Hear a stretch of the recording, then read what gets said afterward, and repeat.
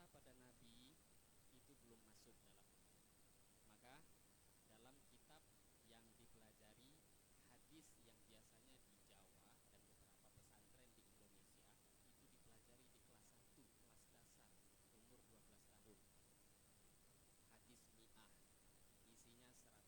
Hadis yang pertama di sana ditulis,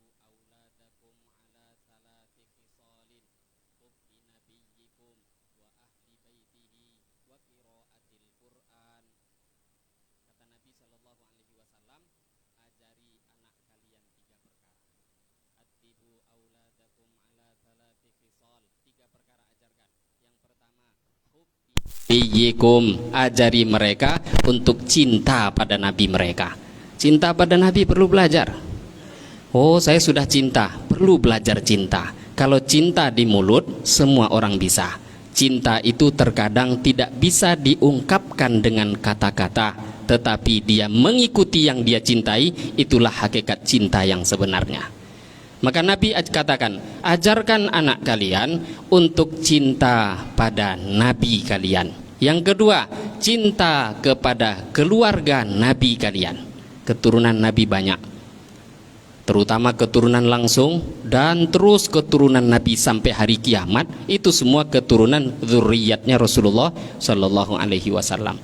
Kalau ada orang mengatakan nggak ada itu Habib, ini orang nggak akan bisa nanti ketika Imam Mahdi turun, dia nggak akan beriman kepada Imam Mahdi. Imam Mahdi, Nabi mengatakan, akan turun nanti membela agamaku di akhir zaman. Orang itu memiliki nama, ismuhu ka ismi, namanya seperti namaku dan dia termasuk keturunanku. Itulah Imam Mahdi. Maka keturunan Nabi ada. Cinta Nabi harus dipelajari. Cinta pada keturunan Nabi itu pun juga dipelajari. Yang terakhir, belajar cinta pada amal dimulai dengan qiraatul Quran. Cinta dengan Al-Quran, maka baru nanti penerapan isi Al-Quran bisa kita amalkan dalam kehidupan. Hadirin yang mulia, maka apabila kita betul-betul cinta pada Nabi, mudah untuk mengamalkan sunnah Rasulullah Shallallahu Alaihi Wasallam. Cinta itu akan memandang semuanya. Kita karena nggak kenal Nabi, maka akhirnya tidak cinta. Satu orang sahabat yang bernama Hasan bin Thabit radhiyallahu taala anhu, beliau mengatakan, wa ajmalu minka lam taraqattu aini wa ahsanu minka lam talidin nisa khuliqta mubarra'an min kulli aibin ka'annaka qad khuliqta kama tasha. Kata Hasan bin Thabit memuji Nabi, ya Rasulullah, mata ini belum pernah melihat orang yang lebih tampan daripada Tuhan. Belum pernah aku melihat ada orang yang dilahirkan oleh seorang wanita pun yang lebih indah daripada Tuhan. Khuliqta mubarra'an min kulli aibin, engkau diciptakan oleh Allah sempurna tanpa ada cacat sedikit pun. Ka'annaka qad khuliqta kama tasha, seolah-olah engkau itu diciptakan oleh Allah semau engkau sendiri. Kata para ulama, Nabi itu seolah-olah. Bukannya Nabi itu ditanya dulu enggak. Ka'annaka, seolah-olah engkau itu ditanya oleh Allah, ya Muhammad, engkau ingin punya wajah seperti apa? Wahai Muhammad, engkau ingin punya hidung seperti apa? Ingin punya mata seperti apa? Warna kulit ingin seperti apa? Ingin kaki seperti apa? Ka'annaka qad khuliqta kama tasha, begitu sempurnanya pribadi, jasad, tubuh yang mulia baginda Muhammad sallallahu alaihi wasallam, seolah-olah itu sebelum diciptakan ditanya oleh Allah Subhanahu wa taala. Hadirin yang mulia, maka kecintaan pada Nabi dimulai dengan kenal, dimulai dengan terus menyebut, terus menceritakan, akhirnya kita tambah kenal, tambah mudah mengikuti yang mulia baginda Muhammad sallallahu alaihi wasallam. Sekarang ini hadirin Bapak Ibu yang mulia, umat Islam itu banyak yang sudah dia cintai. Artis-artis, artis Indonesia, artis luar negeri, artis barat, mereka cintai. Tanda cintanya, maka akhirnya dia tahu. Kalau sudah cinta satu orang artis, maka dia tahu nama istri artisnya pun tahu, anaknya jumlah berapa dia tahu, apa suka pakaian yang dia pakai dia pun tahu, sarapan pagi artis yang dia sukai pun dia tahu. Kenapa? Itulah tandanya cinta. Maka orang kalau sudah cinta kepada Rasulullah Shallallahu Alaihi Wasallam, Apakah aneh kemudian ketika dia tahu apa pakaian yang disukai oleh Nabi? Ketika orang cinta kepada Nabi, maka tentu dengan mudah dia tahu siapa saja putra-putranya Nabi. Ketika dia cinta dengan Nabi, maka dia akan tahu siapa nama istri-istri Rasulullah Sallallahu Alaihi Wasallam. Ketika dia cinta Nabi, maka dia akan tahu pagi hari apa yang dibuat Nabi, siang hari apa yang dibuat Nabi, malam hari apa yang dibuat Nabi. Maka dia akan tahu apapun yang dibuat oleh Rasulullah karena dia cinta dengan yang mulia baginda Muhammad Sallallahu Alaihi Wasallam. Hadirin yang mulia, maka kecintaan itu penting. Jangankan kita. Dan ini biasa di bulan Maulid para ulama sering nyampaikan satu riwayat yang dalam hadis mu'allaknya Imam Al-Bukhari diceritakan, dulu ada satu orang yang paling celaka di dunia ini, namanya Abu Jahal laknatullah alaih.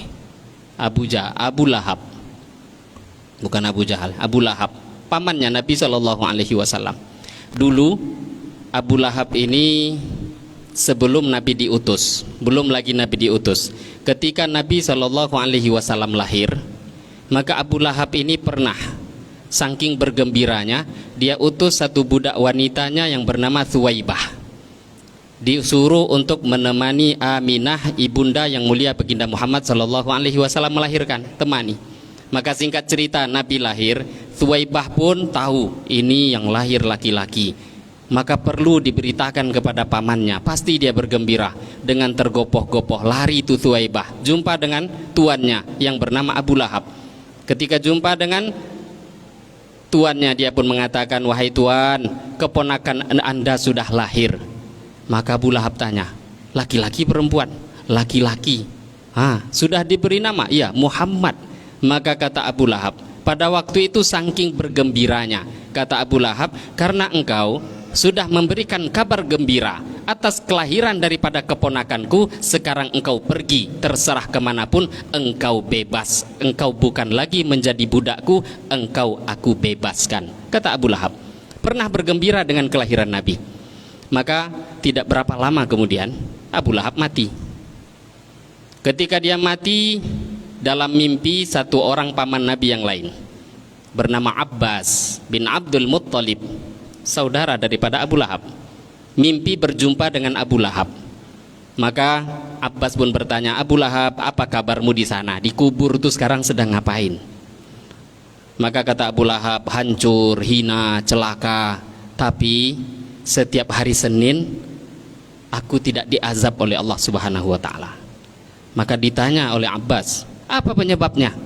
Maka kata Abu Lahab, dulu aku pernah bergembira dengan kelahiran Muhammad Sallallahu Alaihi Wasallam. Akhirnya setiap hari kelahirannya Nabi, setiap hari Senin, Allah tidak mengazab aku di dalam kubur. Maka satu orang ulama, Syekh Syamsuddin Ibnu Nasiruddin Ad-Dimashqi, beliau melantunkan satu bait syair.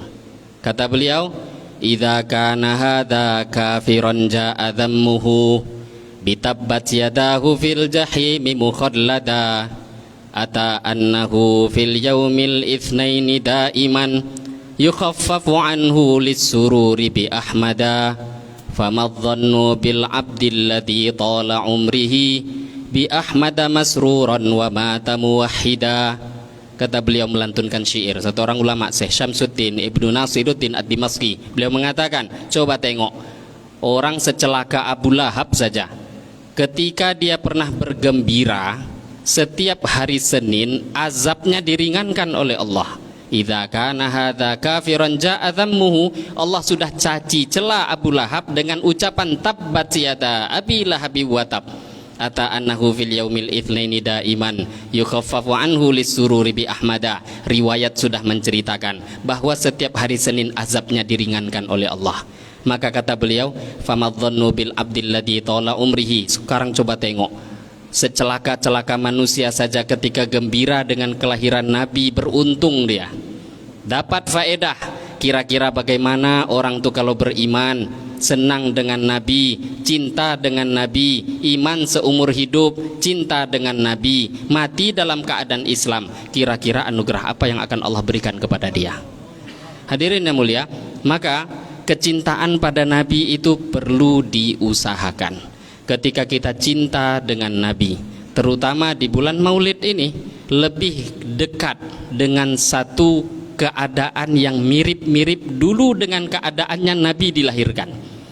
Nabi dilahirkan bulan ini Rabiul Awal, maka dengan kondisi yang mirip sama, hampir-hampir sama, itu akan lebih mengingatkan kita kepada Rasulullah Sallallahu Alaihi Wasallam, maka akan lebih menimbulkan ingatan kita, kecintaan kita kepada Nabi, baru akan lebih mudah untuk mengikuti Rasulullah Sallallahu Alaihi Wasallam dalam semua hal.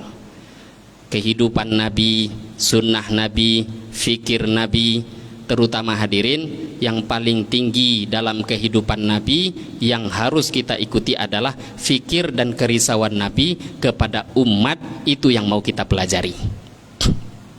Hadirin yang mulia, Nabi dulu pernah mengajak para sahabat nargib. Kata Nabi Shallallahu Alaihi Wasallam, Nabi nargib sahabat untuk sayang. Maka kata sahabat, ya Rasulullah, kulluna rahim, kami ini semuanya punya sifat penyayang ya Rasulullah. Nabi ngajari, punyalah sifat sayang, kata Nabi. Sahabat ngatakan, ya Rasulullah, kulluna rahim, kami ini semua punya sifat sayang. Maka kata Nabi, yang aku maksud itu bukan laisa karahmati ahadikum ila, bukan yang aku maksud itu sayang anak, sayang istri, enggak, itu biasa sayang seperti itu. Sayang anak, sayang istri, tidak perlu dipelajari, itu timbul naluri itu. Kalau enggak, itu bukan manusia. Lah masalahnya binatang saja sayang anak, kucing saja sayang pada anaknya, tidak perlu dipelajari. Tapi kata Nabi, yang aku maksud sayang yang harus kalian usahakan adalah rahmatun ammah, sayang kepada seluruh manusia. Bahkan Nabi mengajarkan sayang yang paling tinggi, sayang kepada orang yang tidak sayang kepada kita. Nabi ngajarkan, hari-hari disakiti oleh Abu Lahab, hari-hari disakiti oleh Abu Jahal, Abu Lahab laknatullah alaih. Mereka itu fikir hari-hari Nabi Muhammad celaka, Muhammad celaka, Muhammad celaka. Itu fikirnya hari-hari. Tapi Nabi membalasnya dengan fikir bagaimana Abu Lahab dapat hidayah masuk surga Allah, bagaimana Abu Jahal dapat hidayah masuk surga Allah. Itu yang difikirkan oleh Rasulullah Sallallahu Alaihi Wasallam. Lah ini yang dinamakan rahmatun ammah. Kalau sudah punya sifat seperti ini, idfa' billati hiya ahsan fa idzal ladzi bainaka wa bainahu adawah ka'annahu waliyyun hamim. Kalau sudah punya seperti itu, maka nanti orang-orang yang benci, musuh-musuh akan dijadikan oleh Allah jadi teman-teman setia. Itulah para sahabat Nabi. Sahabat itu semua orang yang membenci Nabi dulu rata-rata, tapi dengan akhlaknya Rasulullah selalu fikir dakwah agama, akhirnya sahabat menjadi pembela setia Rasulullah Sallallahu Alaihi Wasallam. Nah ini hadirin, pada sore hari ini sedikit mukaddimah. Nanti pembicaraan yang paling penting kita dengarkan selepas maghrib dan isya. Maka nanti insya Allah bagaimana bapak-bapak ibu-ibu luangkan waktu. Ada guru kita datang dari jauh, dari Jakarta. Mari kita luangkan waktu sejenak. Sekarang hampir maghrib, sudah jam 17:50. Tadi saya kan sudah diberitahu bahwa kalau lewat nanti di stop. Nah, daripada diberhentikan, kita berhenti sebelum diberhentikan. Maka ini mungkin yang bisa disampaikan. Semoga dengan pengorbanan kita bisa datang ke tempat yang mulia ini, bisa mendatangkan wujud kecintaan kita pada Nabi, dan bisa membuat diri kita semakin sedikit demi sedikit lebih sempurna mengikuti kekasih kita yang mulia baginda Muhammad Sallallahu Alaihi Wasallam. Doa katanya, doa sedikit. Semoga dengan kita berdoa, pertemuan kita, perkumpulan ini menjadi barokah, diterima oleh Allah Subhanahu wa taala. Ala hadhihi niyyah wa kulli niyatin salihah. Syai'un lillahi lahumul Fatihah. A'udzubillahi minasyaitonir rajim. Bismillahirrahmanirrahim. Alhamdulillahirabbil alamin. Arrahmanir rahim. Maliki yaumiddin. Iyyaka na'budu wa iyyaka nasta'in. Ihdinas siratal mustaqim. Siratal ladzina an'amta 'alaihim ghairil maghdubi 'alaihim waladdallin. Amin.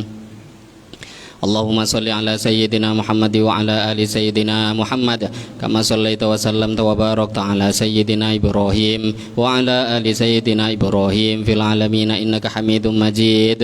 Allahumma taqabbal minna innaka antas samiul alim wa tub alaina ya maulana innaka antat tawwabur rahim. Allahumma inna nas'alukal khaira kullihi ajilihi wa ajilihi ma 'alimna minhu wa ma lam na'lam wa na'udzubika minasy syarri kullihi ajilihi wa ajilihi ma 'alimna minhu wa ma lam na'lam. Allahumma ja'al ijtima'ana hadza ijtima'an mubaraka wa tafarruqana ba'dahu tafarruqan marhuman ma'suma wa la taj'alna wa la ma'ana wa la minna syaqiyyan wa la mahruma. Rabbana atina fid dunya hasanah wa fil akhirati hasanah wa qina adzabannar. Subhana rabbika rabbil izzati amma yasifun wa salamun alal mursalin walhamdulillahi rabbil alamin. Assalamualaikum warahmatullahi wabarakatuh.